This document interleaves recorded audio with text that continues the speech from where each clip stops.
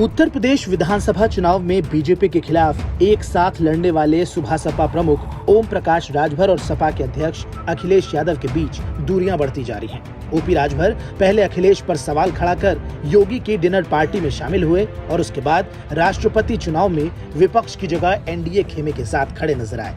वहीं योगी सरकार ने राजभर को वाई श्रेणी की सुरक्षा दी है।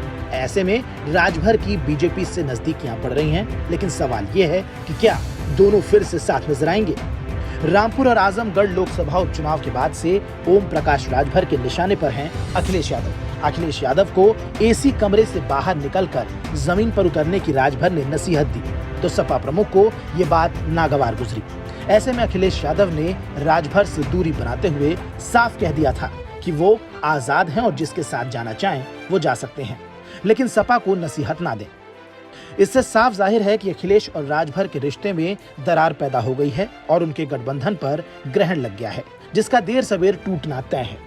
उत्तर प्रदेश की सत्ता में दूसरी बार योगी सरकार के आने के बाद से ओपी राजभर के तेवर ढीले पड़ गए हैं। अखिलेश यादव से बढ़ती दूरियों के बीच राजभर की बीजेपी के साथ नजदीकियां भी बढ़ती दिख रही हैं। राष्ट्रपति चुनाव में मुर्मू को राजभर और उनके विधायकों ने वोट देकर बीजेपी के साथ दोस्ती का एक कदम और भी आगे बढ़ा दिया। राष्ट्रपति चुनाव नतीजे के दूसरे ही दिन योगी सरकार ने सुबह सपा अध्यक्ष ओम प्रकाश राजभर को वाई श्रेणी की सुरक्षा देने का ऐलान किया है। इसके बाद राजभर और बीजेपी के बीच मधुर हो रहे रिश्ते की चर्चा तेज हो गई है, क्योंकि 2022 के चुनाव के बाद से ही राजभर को लेकर तमाम तरह के कयास लगाए जा रहे हैं। इतना ही नहीं, ओपी राजभर ने खुद स्वीकार किया है कि दिल्ली में केंद्रीय गृह मंत्री अमित शाह से जाकर उन्होंने मुलाकात की थी। इसी के बाद से राजभर को लेकर बीजेपी मेहरबान है और अब तो वाई श्रेणी की सुरक्षा देकर दोस्ती का कदम बीजेपी ने भी बढ़ा दिया है।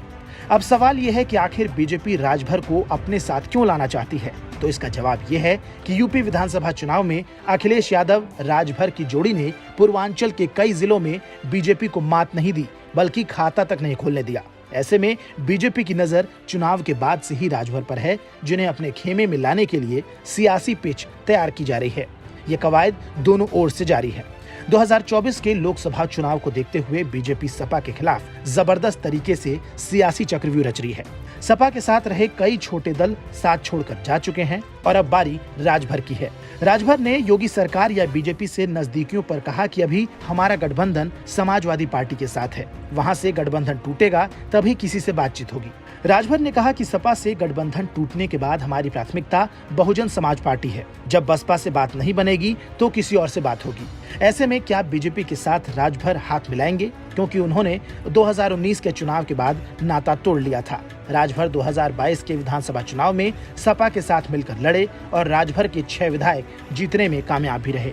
पूर्वांचल में राजभर के सियासी आधार को देखते हुए फिलहाल उन्हें खास तवज्जो मिल रही है। ऐसे में देखना दिलचस्प है कि राजभर क्या बीजेपी से हाथ मिलाते हैं। बहरहाल इस वीडियो को लेकर आपकी क्या प्रतिक्रिया है, हमें कमेंट सेक्शन में जरूर बताएं। साथ ही देश और दुनिया से जुड़ी तमाम बड़ी खबरों के अपडेट्स के लिए सब्सक्राइब कीजिए हमारे YouTube चैनल आज तक।